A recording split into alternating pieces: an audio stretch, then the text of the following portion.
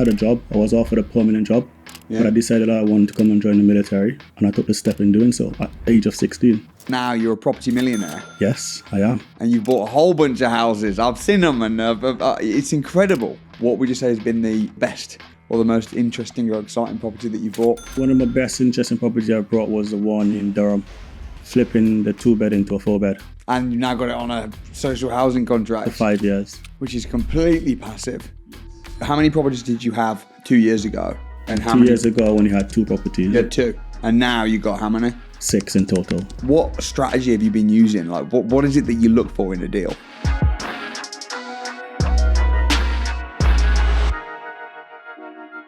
Tim from the Royal Navy. Firstly, what was it that made you agree to come in on Winners on a Wednesday and sharing your story? Well, firstly, I want to thank you for giving me this moment and this opportunity, which I greatly appreciate.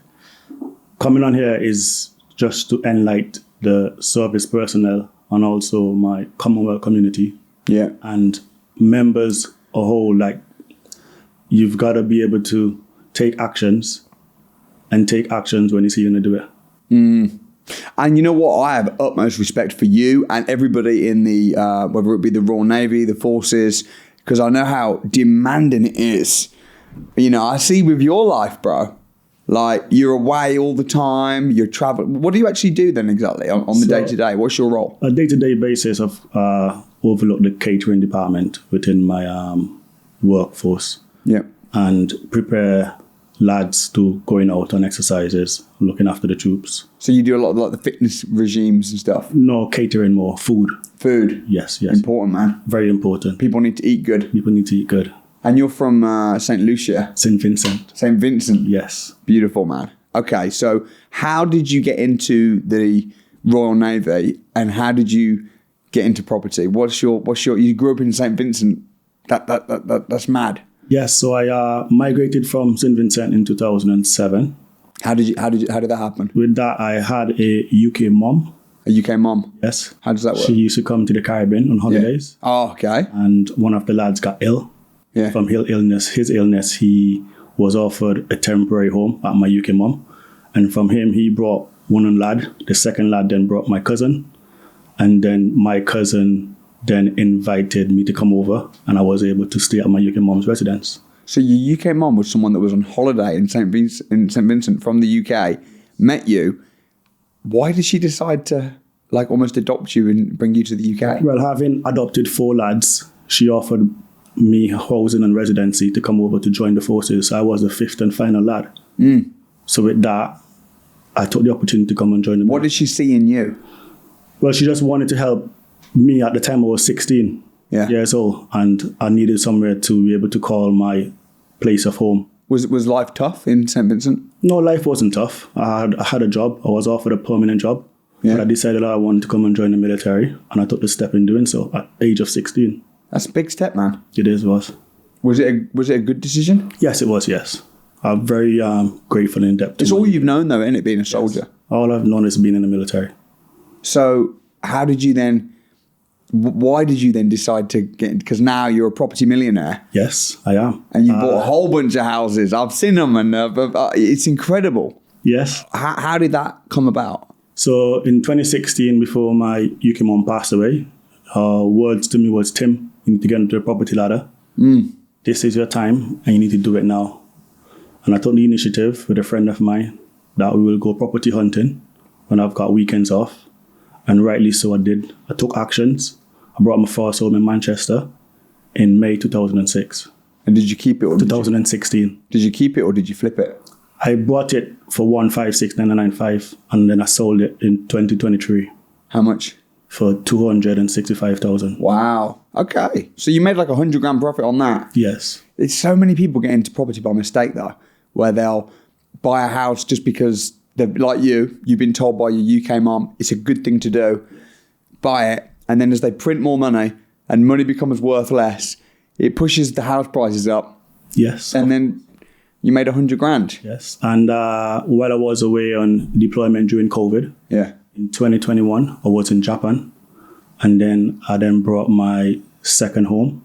Yeah. And also during COVID as well in 2020, I invested in a property with a friend of mine as well.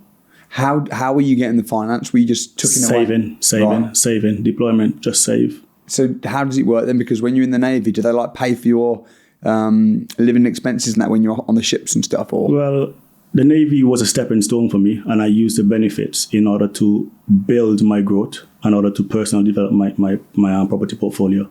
Yeah. So you were just working hard, tucking the money away, investing into property. Invested into property. Yeah. When did we meet? What year was it? It was 2022. So just a couple of years ago. Yes. What was it? You're working in the Navy, good job, highly respected. You're tucking money away. You're dumping it into properties. Why did you feel the need to enroll onto the Property Investors Academy, go on courses when you were already doing it? I wanted to show other mates of mine that it's possible to have a secondary income, because after being at sea in 2021 for almost 10 months out of the whole year, and then being alongside in 2022, I wanted to have a side work to do to keep me busy. Mm-hmm. So I chose property. Right. And from there on, I started using YouTube to research and to understand more about property. Yeah. And I then saw a clip for yourself, buy low, rent high. Yeah. And I was like, okay, interesting. So I then read the book, look at your videos, and lo and behold, I brought a £1 course. Yeah. I drove from Plymouth to Birmingham early hours of the morning in order to attend your course on a weekend. And you came down? Came down, and that's where it all started from. What at the crash course, what happened? Like, what was I saying that resonated with you, that might have been even different from what you'd previously been doing in property? What was it that kind of like happened on that day? It was about understanding the different elements and strategies of property and not using your own income. Like for myself, I was kept on saving. And then I didn't know I can use people's money. Right. I can use credit cards. I can use different means and ways of investing into properties. You're using angel investors. Also, by just building your own brand and putting yourself out there and having the right circle. Yeah. Anything is possible. Yeah, because what you were doing was good, but it's very slow. Yes, it was very slow. Like now, I mean, how many properties did you have 2 years ago? And how many? Years ago, when you had 2 properties. You had 2. And now you got how many? 6 in total. 6. Yes. So you've what's that? Tripled. Yes. Tripled the size in just a space of a couple of years. Yes, I have. And what strategy have you been using? Like, what is it that you look for in a deal? Firstly, I've found most of my deals, my rent to service accommodations. Right. So I found those myself. And but that's on top of the 6 that you own? Yes, on top of the 6 that I own. Right. And then invested into them. And then I went into BRR because I wanted to diversify my wealth. Uh-huh.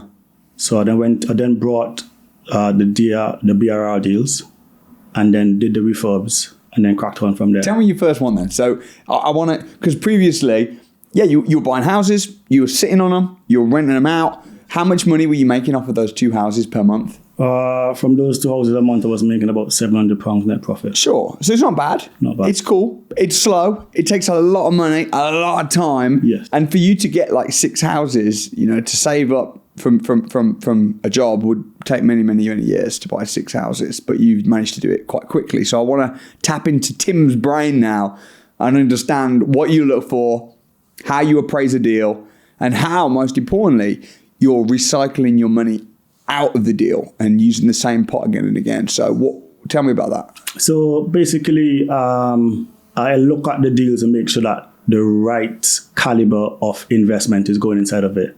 So understanding the mortgage, understanding the amount of money that needs to be put into the deal, along with the other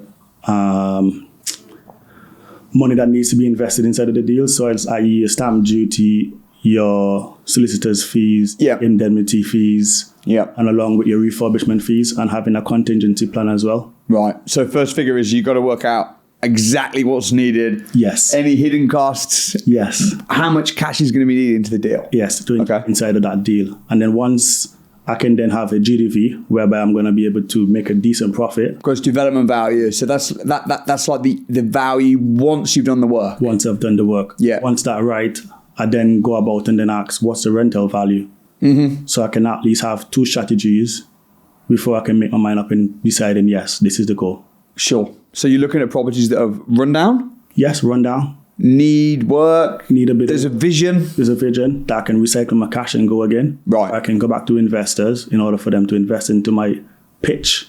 Yes. And once they understand my pitch and they think it sounds right, they are willing to take part into my deal. And have you managed to successfully do that, raise finance for your Yes, deals? I've managed to raise finance as well. How much cash have you raised, do you know? For one of my deals, I raised 25K. Right, cool. So, and are you giving them a profit share or are you giving them a fixed return? I'm giving them a fixed return. And then you pay them back on the refinance? Pay them back on the refinance, yes. So talk me through your first deal that you did using this strategy and how did it go? My first deal, I went for BRR to social housing. Right. I raised the finance for that. How much was the purchase price? The purchase price was 70K. Nice. Very cheap. Very cheap. Whereabouts? In Durham. Okay. And that was a BRR to social housing. Okay. So you bought it for 70K? Bought it for 70K. Refurb? 7K. 7? Yes. Was it a big refurb? No, it wasn't. No, it was changing a 2-bed into a 4-bed. Ah, so you reconfigured it. Yes. And then therefore pushed up the Value. value and the rent. Yes. And then it went into social housing deal. Right. So you bought it for 7 and you spent 7 on it. What about like with your stamp duty? And did you have to pay stamp duty? There's been my stamp duty and my extra cost. So in total, the full money invested was about 30K. How did you finance that with an investor? No, I financed it first with my own money. Okay. So that cost you effectively 25 grand. Yes. Okay. So that's good. That's good. So the returns on that It's relatively high and good. is relatively high, but still that's not a BRR though because you didn't. But then it went on the second deal. Okay. Used that to then go ahead and did my next second purchase. Tell me about that one. That was at 78K. Bought it for 78, right? Yeah. I then spent 24 on it. Yeah. And then now I'm currently refinancing at 115.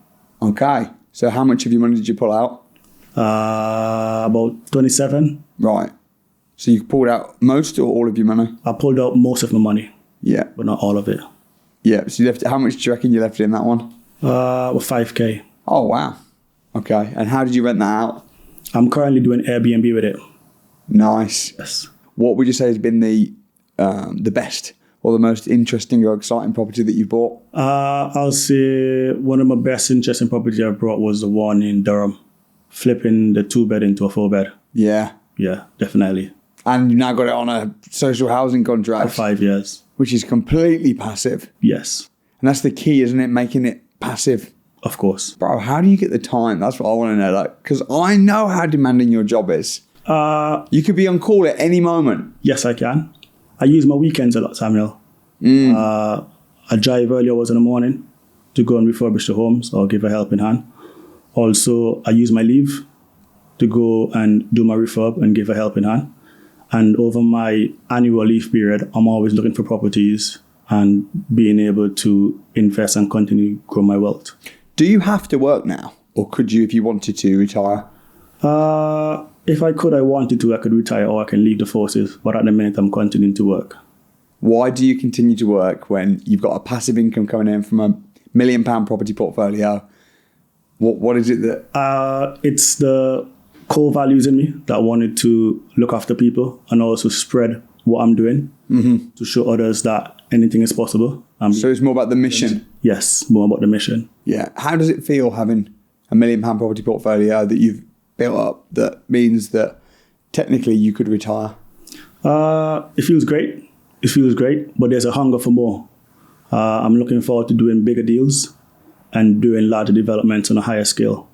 What was your last deal? What was the most recent deal that you did? That's when I brought my home in Doncaster. Right. That was a good deal. How much did you pay for it? 245. And how much did you spend on it?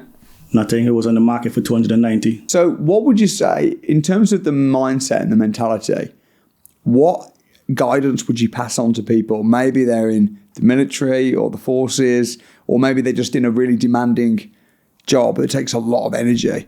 What kind of advice would you give them? I would say always thinking of different means and ways of having a passive income in this modern day age, and always thinking ahead. Yeah. Using your income wisely and always thinking of investing. Yeah. Because with investing, you try to create generational wealth as well, because no one knows what the future holds. Yeah. Yeah. How much time do you have to spend on a day-to-day basis managing your portfolio? I hand it over to the estate agents, and I've got personnel that manage these properties for me. So it's passive. It's passive and it's properly systemized. Yeah, that's good. What would you say, looking back, that joining the academy was a good decision? Yes, it was, definitely. Why? It changed my mindset. I remember one time you said you need to reset your thermostat. Yeah. The thermostat is not burning brightly. You need to reset it. Yeah. And from that day when I joined the academy, I think my thermostat was reset. How? How so? From what to what? Just looking at the people around me. Everyone's got the same mindset. Everyone is speaking about property, how they can develop themselves, going to the dinners, speaking of how to use the SWOT analysis, the growth model, and even being a part of the ACCP. Everyone's journey is different. You learn different things, different ideas. It was just totally been rewarding. What happened at the accelerator coaching before? Because that's basically 2 days at my house. Yes. Or one of my many houses. We were at one of the hotels. What happens then when you come down to my house for 2 days? Over those 2 days, what is it that we do? Over those 2 days, you get grilled by yourself. Yeah. And we get sit in the hot seat. Yes. And in the hot seat, you basically tell us exactly what is expected of us and how much we've done over the past year being a part of the academy. What the future looks like and your recommendations. Yeah. So it's kind of like bespoke for each person. Yes. Delve into your business and life. Yes, of course. And offer guidance. Yes. And support. And it's a game changer. I mean, there's some people there I'm like, you need to split up with your business partner. You need to split up with your girlfriend. And it's like, because we can just see the future, and you can see exactly the potential in each individual. And speed up the process of making things happen. What's your vision then? What's your kind of like mission? You're a man that's kind of very much on a mission. What's your vision? My mission, and over the next year, is to continue to self-develop myself through property, building my credibility through property, and also to show each and everyone that if you see a plan and you've got a plan, make sure you've got action behind the plan and go ahead with that mission and get it done. What have been some of the challenges that you've had because buying properties does come with challenges. It can be tiring. It can be problematic. There can be many hiccups. What were some of the biggest challenges that you had? The biggest challenges I've had during my journey in property is having that communication between contractors and myself as a property investor, and also understanding time. Time is of essence. Yeah. Once you could be able to work under a demanding job as well, doing properties on the side, you've got to be able to have that time management perfectly done to a T. When are you next going away then? When are you leaving the country? Hopefully due to leave the country in the next 3 weeks' time. All right. Do you know where you're going? I'll be going away on an exercise. But yet I'll be still solely focusing on my property development. It'll be where? Somewhere, a secret mission? No, it'll just be away. Okay. So you'll be gone for what? Weeks? Months? I'll be away for 6 months. Jeez. That's a long one. It's a long time. But that's where the mission comes into plan, whereby you can sit, reset, and have a goal. That's why if you're going to go into property and you're doing a job like yours, you do need a good team on the ground. Yes, you need to have a power team. Yeah. Massively. Because if you've got a bad team or no team, it will just fall to rubbish. Yeah. And also as well, myself is having that communication as well with your power team, because they understand my job role and I understand them as well. Yeah. And I can always call up them at any time and they will always give me the support. What's your message to other people in the forces? Should they consider property investment? I'll definitely say that. Definitely 100%. We've had many soldiers on Winners on a Wednesday. Yes. I'll always say to them that think of different means and ways to diversify their wealth and just not think about the long-term goal, which is a pension. Right. Think about today, what could be done today, and having that a 1-year plan or a short-term plan, a medium plan, a long-term plan. And then take each step. Always take action. Yeah, that's awesome. Well, Tim, thanks for sharing your story. And I appreciate you being a beacon of light into the academy. And also not just inspiring people from the forces, but, you've been a massive inspiration to many people. And we honour you and appreciate all you do for the community. Thank you. Appreciate you, brother.